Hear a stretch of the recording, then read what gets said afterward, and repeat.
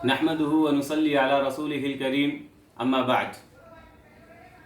معزز ناظرین اور سامعین، ابھی وقت جو چل رہا ہے حالت نازک ہے، مجمع اکٹھا نہیں کر سکتے، کہیں پہ جمع نہیں ہو سکتے.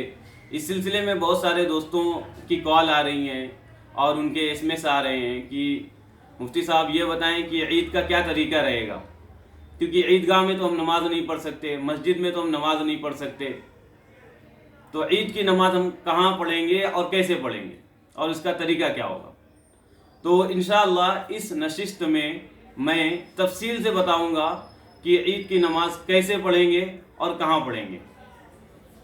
ابھی جو حالت چل رہی ہے، جو سچویشن چل رہی ہے، یہ مہاماری کا دور ہے، بیماری کا دور ہے، تعاون کا دور ہے، اور منع کیا جا رہا ہے گیدرنگ سے، جمع ہونے سے. اور عید کا مطلب ہے خوشی کا دن، اور خوشی کا دن جو ہوتا ہے وہ سب کے ساتھ ہوتا ہے، اور دعا کی جائے سب کے ساتھ مل کے.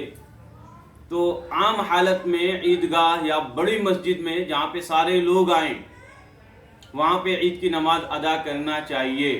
اگر عام حالت میں ہم گھر میں نماز ادا کریں گے تو ہماری نماز ادا نہیں ہوگی، نہ جمعہ کی اور نہ عید کی.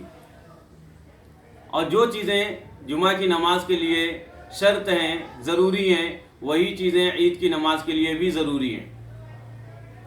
نمبر 1 کہ وقت کا ہونا. عید کی نماز کا وقت کب سے کب تک رہتا ہے؟ طلوع آفتاب کے 20 منٹ کے بعد سے زوال تک اس کا وقت رہتا ہے. بہتر یہ ہے کہ شروع وقت میں نماز پڑھ لی جائے. نبی صلی اللہ علیہ وسلم کی سنت یہ ہے کہ کچھ دیر کے بعد نماز عید کی پڑھ لی جائے. اس کے بعد بڑے شہر کا ہونا یا قصبے کا ہونا یا بڑے گاؤں کا ہونا جہاں پہ جمعہ کی نماز ادا کی جاتی ہے یا جہاں پہ عید کی نماز ادا کی جاتی ہے. اور کچھ چھوٹے چھوٹے گاؤں ہوتے ہیں جہاں پہ جمعہ کی نماز ادا نہیں کی جاتی، عید کی نماز ادا نہیں کی جاتی، بلکہ وہ دوسرے گاؤں جاتے ہیں، یا جمعہ کی نماز وہ اپنے یہاں ظہر کی نماز پڑھتے ہیں، تو وہ لوگ نماز نہیں پڑھیں گے. اور جہاں پہ جمعہ کی نماز ادا ہوتی ہے، عید کی نماز ادا ہوتی ہے، وہاں پہ وہ لوگ اپنے گھروں میں بھی عید کی نماز ادا کر سکتے ہیں. پھر تیسری شرط کیا ہے؟ پہلی شرط وقت کا ہونا، دوسری شرط کہ شہر کا ہونا یا بڑے گاؤں کا ہونا یا قصبے کا ہونا. پھر ایک شرط یہ ہے اذن عام ہونا، مطلب عام اجازت ہونا، کسی کو روک ٹوک نہ کیا جائے. لیکن وقت ابھی لاک ڈاؤن کا ہے اور منع کیا جا رہا ہے، تو ہم اعلان نہیں کریں گے کہ ہماری چھت میں عید کی نماز ادا کی جا رہی ہے، ہمارے گھر میں عید کی نماز ادا کی جا رہی ہے، لوگوں آ جاؤ، محلے والوں آ جاؤ. تو پھر لاک ڈاؤن کا کوئی فائدہ نہیں ہوگا. اس سے بہتر ہوگا کہ پھر ہم لوگ مسجد میں پڑھیں. امام کے علاوہ 3 لوگوں کا ہونا ضروری ہے. امام کے علاوہ 3 لوگوں کا ہونا ضروری ہے. اور اذن عام مطلب اجازت کے لیے 3-4 لوگوں کو ہم بول دیں، اب وہ آئیں یا نہ آئیں، اذن عام کا تحقق ہو جائے گا. وہ جو 3 مقتدی ہوں امام کے علاوہ، وہ عاقل ہوں، بالغ ہوں، مرد ہوں. تو یہ چیزیں شرط ہیں.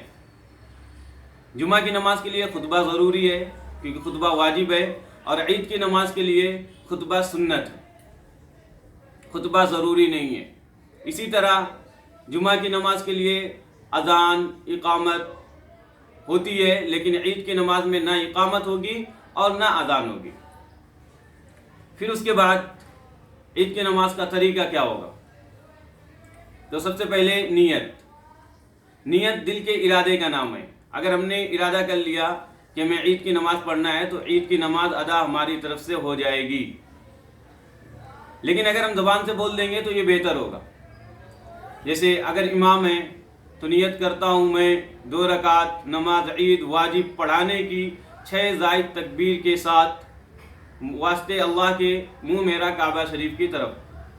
اگر مقتدی ہیں تو نیت کرتا ہوں میں 2 رکعت نماز عید واجب کی 6 زائد تکبیروں کے ساتھ پیچھے اس امام کے واسطے اللہ کے منہ میرا کعبہ شریف کی طرف.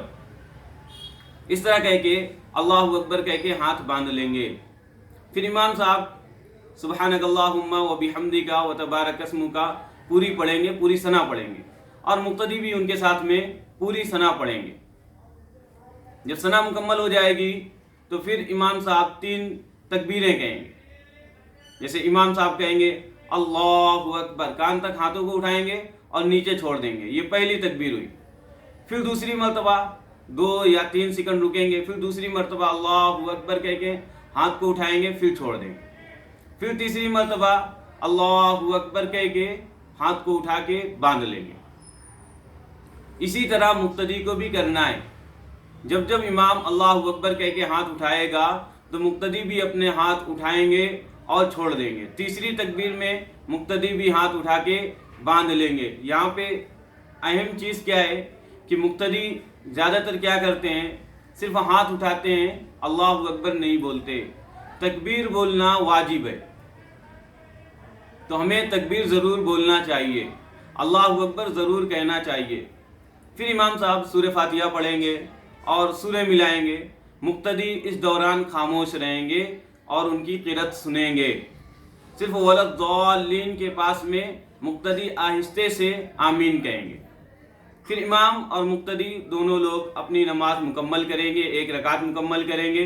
دوسری رکعت کے لیے امام صاحب کھڑے ہوں گے، سورہ فاتحہ پڑھیں گے اور سورہ ملائیں گے. اس کے بعد رکوع میں جانے سے پہلے پھر 3 تکبیریں کہیں گے. جیسے امام صاحب نے سورہ فاتحہ پڑھی، پھر ایک سورہ پڑھی، اس کے بعد رکوع میں نہیں جانا ہے، پھر 3 تکبیریں کہنا ہے. امام صاحب کہیں گے اللہ اکبر تو مقتدی بھی ان کے ساتھ میں کہیں گے اللہ اکبر، یہ 1 تکبیر ہوئی. پھر دوسری مرتبہ امام صاحب کہیں گے اللہ اکبر اور ہاتھ کو چھوڑ دیں گے. مقتدی بھی ان کے ساتھ میں اللہ اکبر کہہ کے ہاتھ کانوں تک لے کے جائیں گے، پھر چھوڑ دیں گے. پھر تیسری تکبیر میں امام صاحب کہیں گے اللہ اکبر اور ہاتھوں کو نیچے لے جا کے چھوڑ دیں گے. یہ 3 تکبیریں ہو گئیں جو کانوں تک اٹھائی گئی. اب یہ جو چوتھی تکبیر ہوگی، امام صاحب کہیں گے اللہ اکبر اور رکوع میں چلے جائیں گے. اس میں مقتدی لوگوں کو ہاتھ نہیں اٹھانا ہے، امام کو بھی ہاتھ نہیں اٹھانا ہے، کیونکہ یہ جو تکبیر ہے یہ تکبیر رکوع کی ہے، یہ تکبیر زائد کی نہیں ہے. پھر اس طریقے سے پوری نماز مکمل کریں گے. پھر نماز مکمل ہونے کے بعد خطبہ دیں گے. امام صاحب خطبہ دیں گے اور جو مقتدی ہوں گے وہ خطبہ سنیں گے. خطبے کے لیے ممبر کا ہونا ضروری نہیں ہے. اب ہم گھر میں ہیں تو ہم ممبر کہاں سے لائیں گے؟ ہم کوئی اونچا ٹول رکھ لیں یا کوئی کرسی رکھ لیں، اس سے ہم خطبہ دے دیں. خطبے کے لیے بھی ضروری نہیں ہے کہ خطبہ ہمیں یاد ہو. اگر خطبہ یاد نہ ہو تو ہم کتاب میں موجود ہے، کتاب کو دیکھ کے خطبہ پڑھ دیں. اور اگر خطبہ یاد بھی نہیں ہے تو اس کا خطبہ سنت ہے، تو کیا کریں؟ اور خطبے کے لیے ضروری نہیں ہے کہ بڑی چوڑی تقریر ہو. کھڑے ہوں، سورہ فاتحہ پڑھیں، قل هو اللہ پڑھیں پہلے خطبے میں، اور درود شریف پڑھیں اور بیٹھ جائیں. اس کے بعد 2-3 سیکنڈ بیٹھیں، اس کے بعد کھڑے ہوں، دوسرا خطبہ دیں. دوسرے خطبے میں بھی سورہ فاتحہ پڑھیں، قل هو اللہ پڑھیں، دعا جو آتی ہو جیسے ربنا آتنا فی الدنیا پڑھیں. اس کے بعد ہو گیا خطبہ، مکمل ہو گیا خطبہ. یہ طریقہ ہے. اب یا تو عید کی نماز کے بعد فوراً دعا کر لیں یا خطبے کے بعد دعا کر لیں، یا آپ کے اختیار میں. خطبہ سنت ہے، اس لیے اس کو چھوڑے نہیں، کیونکہ اللہ کے نبی نے فرمایا من رغب عن سنتی فلیس منی، جس نے میری سنت سے اعراض کیا سمجھو وہ مسلمان نہیں، وہ مسلمانوں میں سے نہیں، وہ مجھ میں سے نہیں. تو اس لیے اگر یاد نہیں ہے تو ابھی وقت ہے، یاد کریں. اور ڈسکرپشن میں میرا نمبر ہوگا اور اس پہ کانٹیکٹ کریں. میں انشاءاللہ شارٹ میں مختصر سا خطبہ آپ کو واٹس ایپ کر دوں گا، آپ اسے یاد کر لیں یا لکھ لیں اور لکھ کے اس کو دیکھ کے پڑھ دیں، نماز ادا ہو جائے گی. اسی طرح اگر ہم گھر میں ہیں تو آجو باجو کے لوگوں کو نہ بلائیں. اگر گھر میں 3-4 افراد ہیں تو ہم گھر میں نماز ادا کر لیں، اور اپنی گھر کی عورتوں کو بھی شامل کر لیں اور ان کو پیچھے صف میں کھڑا کریں.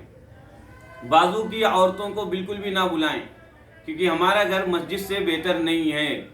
جب ان کو مسجد میں جانے سے منع کیا گیا ہے اس لیے کہ فتنہ نہ ہو. اگر ہم گھر میں پڑھ رہے ہیں اور ہمارے ہی گھر کے مرد حضرات ہیں تو عورتیں دوسری صف میں کھڑی ہو سکتی ہے اور وہ بھی عید کی نماز ادا کر سکتی ہیں.